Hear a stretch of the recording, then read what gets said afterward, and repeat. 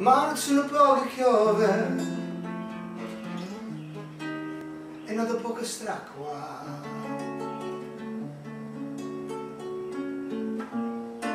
Torna piove schiove. Today I'm going to do something called chop chop.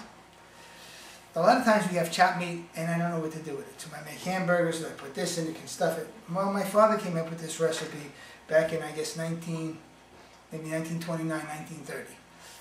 He opened up a little luncheonette downtown Jersey City, and he made a thing with chop meat, and he called it chop chop. Now, it's a real simple recipe. You take the onions and you clean them up like this. So you start this up.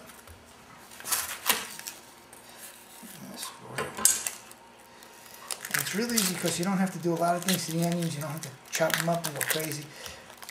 The onions.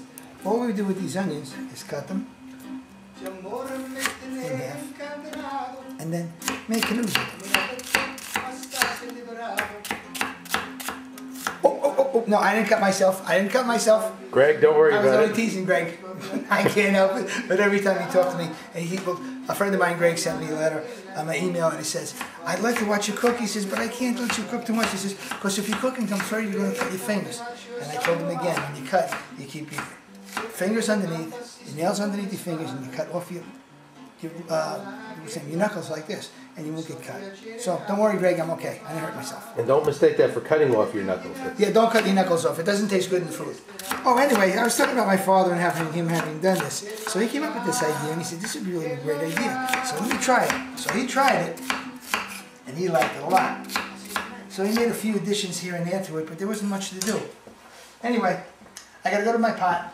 And again, to make life really interesting, I have to use my Italian olive oil to go into my non-Italian cooking pot and put it in. About how much you think? Oh, probably about a quarter of a cup. You don't need too much around with this. Put a quarter of a cup in there, and I can put the olive oil back. No garlic this time. This one gets onions. Ooh. So I take the onions that I just cut up. Oh, let me just sneak over here. Let them sneak over there. Hey. So I take the onions that I just cut up, and I put them in the pot.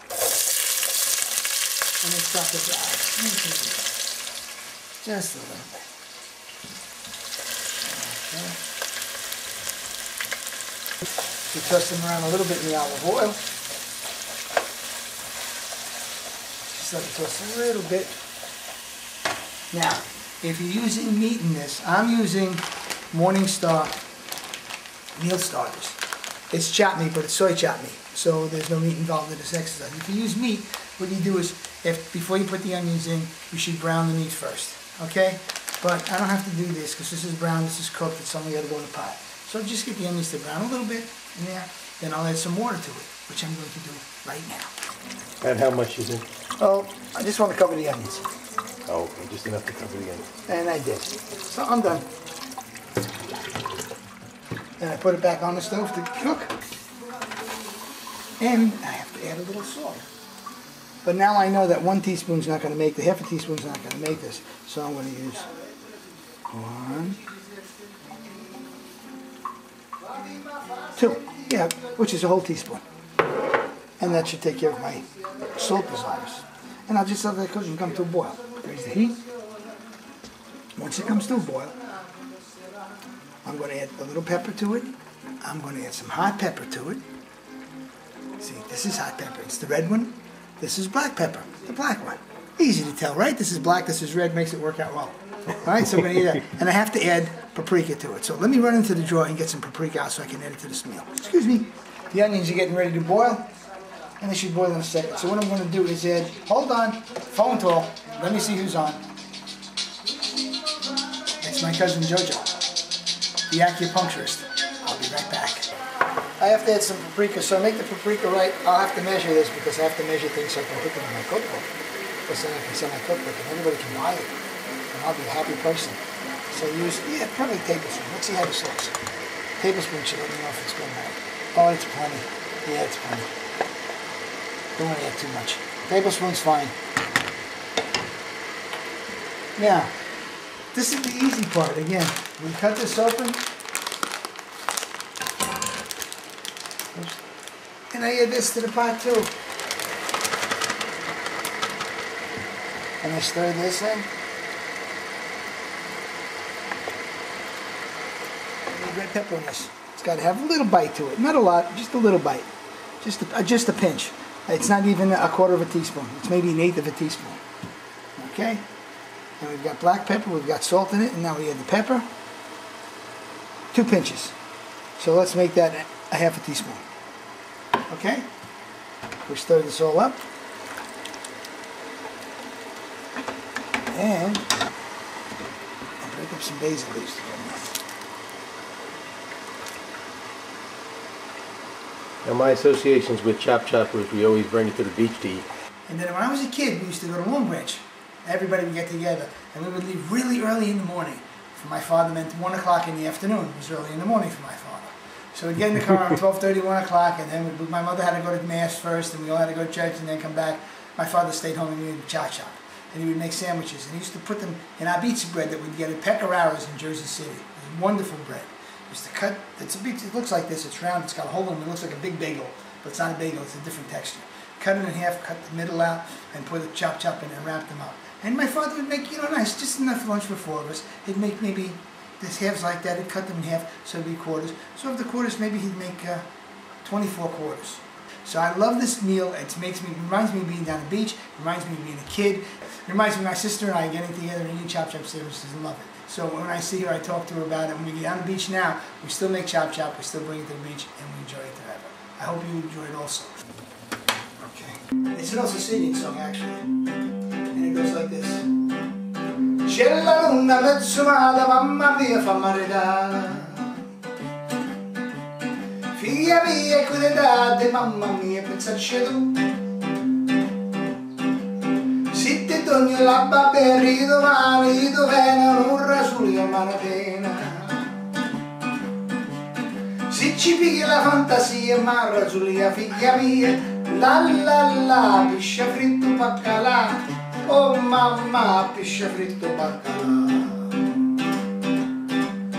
C'è la donna mezz'umata, mamma mia, fa maritare.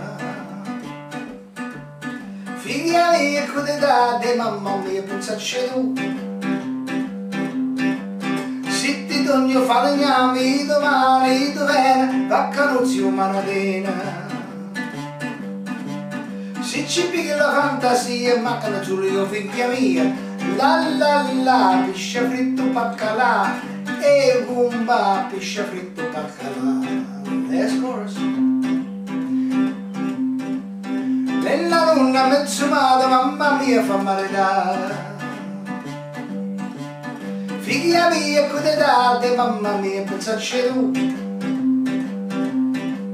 Se ci togno la scapurri, domani, dov'era, un mattetti, un manavena. Se ci pigli la fantasia, mamma te dia figlia mia, la, piscia fritto baccalà, oh mamma, come voglio maritare. But it's all set to go. And now what I'm going to do is get a piece of bread and get a plate.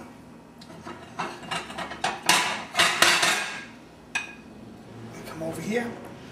I like to help also call this JoJo's dish, even though my father invented it, because JoJo is my acupuncturist. He's the one that put me on a vegan diet. And so, here I am, making chop because it's made without meat, it's made with soy products, and he would love this a lot. And actually, he does love it a lot. So I'm going to put it in a plate, show you what it looks like.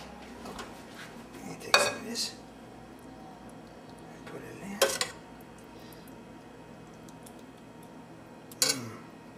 Close it up. Boy.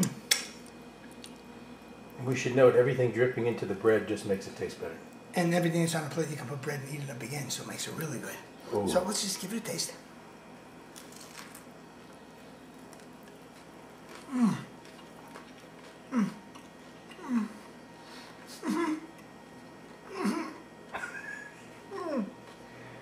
Madonna mia, this is really good. Do yourself a favor, give this a shot. I know you're going to like it. You have a good day. God bless you all. I'll see you later. Bye-bye.